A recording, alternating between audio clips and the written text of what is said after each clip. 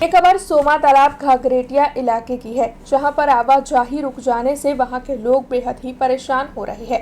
दरअसल यहां के लोगों की आवाजाही के तकरीबन सभी रास्ते बंद हो गए हैं।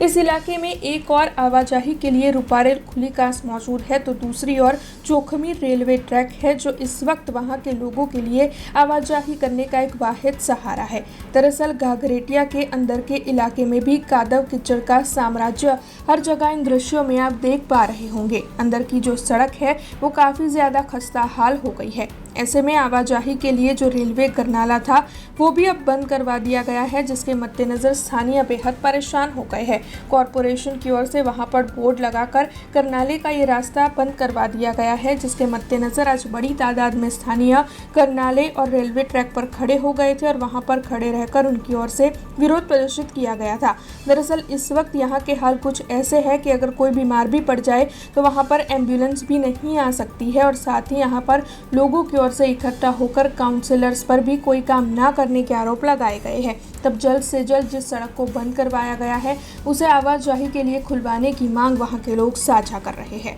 आज मीडिया माध्यम जणावવામાં આવે છે કે અહીં 25-30 હજાર પબ્લિક તો અત્યારે અહીંયા છે। અહીંયા 3 નગરો આવ્યા છે, કૃષ્ણનગર, ઇન્દિરાનગર અને ઘાઘરેટિયા। આ 3 વિસ્તાર આવ્યા છે। આ 3 વિસ્તાર અમારે કૃષ્ણનગરની નહીં હોય તો 30,000 જેવી પબ્લિક હશે, બીજી બાકીની તો છે જ 2 નગરોની। અને જે રસ્તો બંધ કરવાનો આવ્યો છે એ પબ્લિકને કોઈને ખબર નથી, અને કોના કહેવાથી કે કોના હું કરવાથી આ રસ્તો બંધ કરવામાં આવ્યો છે એ પબ્લિકને ખબર નથી। આજે 4-5 દિવસથી જે રસ્તો બંધ છે એના માટે અમે મીડિયાના માધ્યમથી અમે બોલાયેલા છે, અને એના આધારે અમે કહી શકીએ છીએ। અને અમારી માંગ જો પબ્લિકની પૂરી નહીં થાય અને આ સરકાર અમારી પબ્લિક કે કોર્પોરેશન કે જે કંઈક હોય અમારી માંગ પૂરી નહીં થાય તો અમે રોડ રસ્તા પર ઊભા રહીશું।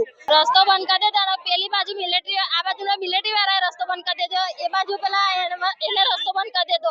છોકરાને ભણવા કઈ રહીને જાય, કીચડ કેટલું છે, કીચડ કેટલું થઈ ગયું છે, કઈ રહીને જવાનું। ચોમાસું ચાલુ થયું ને 4 દિવસથી બંધ કરી દીધો છે રસ્તો। નારા નીચે રહીને જઈએ છીએ અમે, તે ત્યાં આગળ એંગલ મારી દીધા છે, તો એ બાજુ રસ્તો બંધ થઈ ગયો। હવે રહીને જઈએ છે તો અહીંયા આગળ આવું કીચડ થઈ ગયું છે। રેલવે વાળાએ બંધ કરી દીધો છે, કશી ખબર છે નહીં, કશી કારણ ખબર છે નહીં।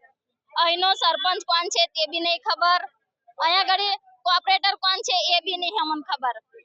આવે છે વાટ આલવા, અમને આલજો, ઓને આલજો, પણ કોને આલવાનો અમારો વાટ? આ જ્યારે રસ્તો આવો હોય છે ત્યાં તો કોઈ જોવા આવતા જ નહીં, વાટ તો લઈ જ જાય છે, પણ આ જ્યારે રસ્તો આવો છે ત્યારે જોવા આવે છે લોકો। એ મેન રસ્તો હતો, છોકરા ભણવા તૈયાર જ જતા હતા, અને હવે રસ્તો બંધ થઈ ગયો, આખું બ્રિજ ચડીને જવું પડે છે। અને આ બાજુ હોય આવો રિક્ષાઓ બધું ફસાઈ જાય છે, રિક્ષાઓ ફસાઈ જાય, સાયકલો ફસાઈ જાય, છોકરાઓ જાય કઈ રહીને ભણવા જવાનું।